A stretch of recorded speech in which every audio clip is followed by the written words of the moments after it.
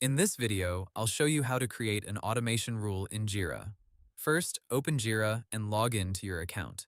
Make sure you have permission to manage automation rules in the project. If you do not see the automation settings, you may need Project Admin or Jira Admin access. Next, open the project where you want to create the rule. From the project menu, go to Project Settings, then find and click Automation. In some Jira layouts, you may also see automation under Project Automation or Rules. Now click Create Rule.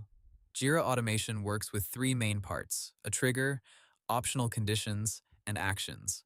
The trigger is what starts the automation.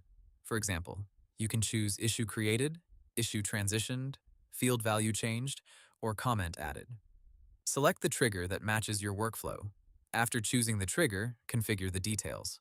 For example, if you choose Issue Transitioned, you may select when an issue moves from To Do to In Progress, or from In Progress to Done.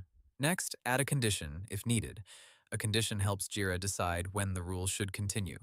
For example, you can run the rule only if the issue type is bug, only if the priority is high, or only if the assignee is empty. Now add the action. This is what Jira should do automatically. For example, Jira can assign the issue to a team member, change the priority, add a comment, send an email, update a field, or move the issue to another status. After setting up the action, review the full rule from top to bottom. Make sure the trigger, condition, and action match what you want to automate. Now give your rule a clear name, such as auto-assign new bugs or notify team when issue is done. Then click Turn it on or Enable Rule. To test it, perform the trigger action inside your project. For example, create a new issue or move an issue to another status.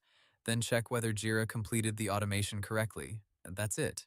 Your Jira automation rule is now active and ready to save time. Hope the tutorial was helpful. Subscribe to my channel and see you in the next video.